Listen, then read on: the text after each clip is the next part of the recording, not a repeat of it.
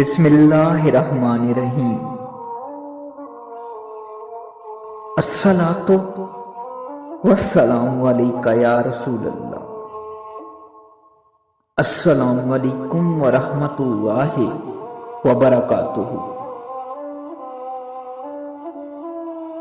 حضرت لال شہباز قلندر رحمۃ اللہ علیہ کی ملتان آمد کے ذکر میں یہ واقعہ بہت مشہور ہے کہ جب حضرت لال شہباز قلندر رحمۃ اللہ علیہ اپنے چند ساتھیوں کے ہمراہ ملتان شہر کے باہر پہنچے تو وہاں پر ایک جنگل میں قیام کیا۔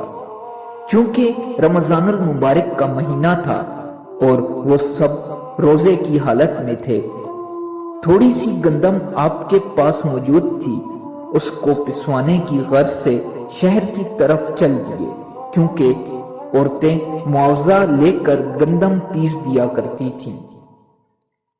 اس مقصد کے لیے پھرتے پھرتے ایک گھر کے پاس پہنچے جہاں پر ایک عورت گندم پیس رہی تھی۔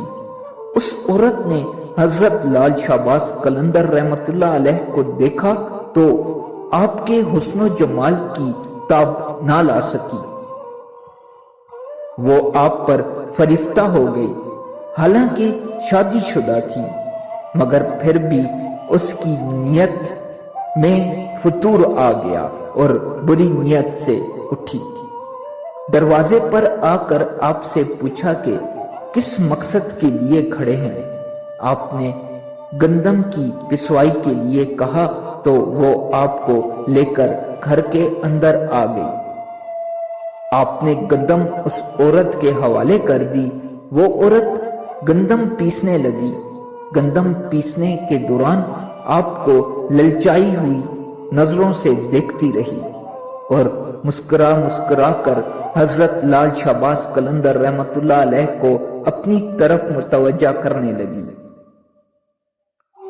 حضرت لال شہباز قلندر رحمۃ اللہ علیہ نے عورت کی طرف توجہ نہ دی اور سر جھکا کر اللہ تعالیٰ کا ذکر کرنے لگے اور وہ بدستور دیکھنے لگی، اور جب اس کے ضبط کا بندھن ٹوٹنے لگا تو حضرت لال شہباز قلندر رحمۃ اللہ علیہ اس عورت کی بری نیت کو دیکھتے ہوئے اٹھے اور گندم وہیں چھوڑ کر دروازے کی طرف لپکے۔ وہ عورت بدمعاش اور بد کردار تھی۔ وہ سمجھ گئی کہ یہ درویش ہاتھ سے نکلنے والا ہے، چنانچہ اس نے آپ کا دامن پکڑ لیا اور زبردستی آپ سے کہنے لگی، اگر تم نے میری بات نہ مانی تو شور مچا کر الزام لگاؤں گی۔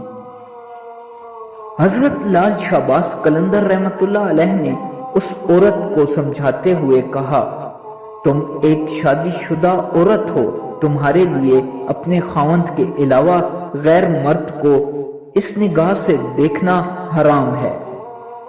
میں روزے سے ہوں، مجھے تنگ نہ کرو، مجھے گناہ کی طرف رغبت نہ دلاؤ۔ آپ اس عورت کو نیکی کا درس اور صراط مستقیم سمجھا رہے تھے، لیکن اس عورت پر شیطان کا غلبہ پوری طرح تھا۔ جب اس نے دیکھا کہ آپ کسی طرح بھی اس کے قابو میں نہیں آ رہے تو اس نے شور مچانا شروع کر دیا۔ چور چور کا شور مچایا۔ عورت کا شور و غل سن کر گھروں سے لوگ نکل کر اکٹھے ہو گئے اور عورت سے پوچھنے لگے کہ کیا ماجرا ہے۔ تو اس عورت نے من گھڑت واقعہ سنایا۔ اس عورت کی بات سن کر دونوں کو شہر کے قاضی کے پاس لے جایا گیا۔ قاضی نے اصل صورتحال پوچھی تو عورت نے وہی من گھڑت واقعہ سنایا۔ اب قاضی حضرت لال شہباز قلندر رحمۃ اللہ علیہ کی طرف متوجہ ہوا۔ اس نے آپ کی طرف دیکھا، اس پر ایک عجیب کا رعب و دبدبہ طاری ہو گیا۔ اس نے محسوس کیا کہ یہ ضرور کوئی نیک انسان ہے۔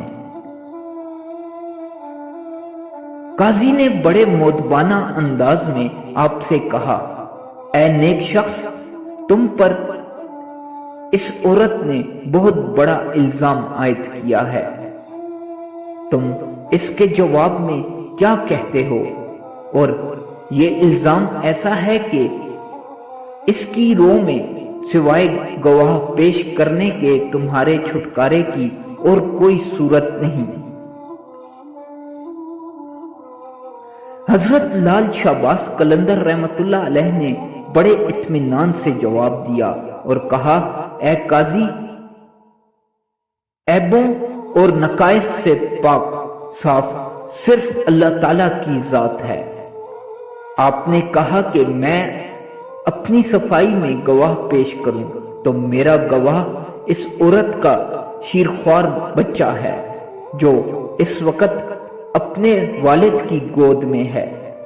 اس وقت جھولے میں پڑا سب کچھ دیکھ رہا تھا۔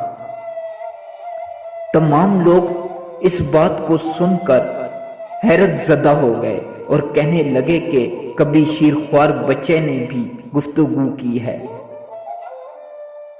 اے قاضی، میں بے گناہ ہوں، اور جہاں تک اس بچے کے کلام کرنے کی بات ہے تو اس بچے سے وہی کلام کروائے گا جس نے بچپن میں حضرت عیسیٰ علیہ السلام سے کرایا۔